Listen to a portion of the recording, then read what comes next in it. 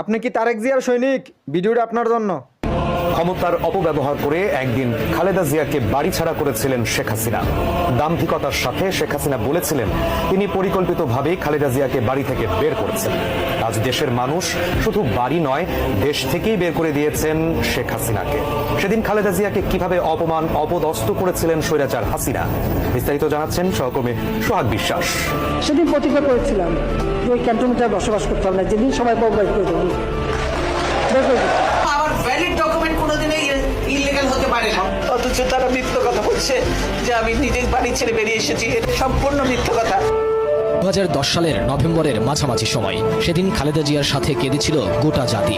সাবেক রাষ্ট্রপ্রধান ও সেনাপ্রধানের স্ত্রী, 3 বারের প্রধানমন্ত্রী ও তৎকালীন বিরোধী দলীয় নেত্রী বেগম খালেদা জিয়া কি এমন অপরাধ করেছিলেন যে তাকে তার স্বামীর স্মৃতি বিজড়িত বাড়ি থেকে বের করে দেওয়া হয়েছিল? সেদিন লজ্জায়, অপমানে, কান্নায় ভেঙে পড়েছিলেন খালেদা জিয়া। কার কাছে আমি বিচার চাইব? সেদিনের সেই অজানা ঘটনা জানে না এদেশের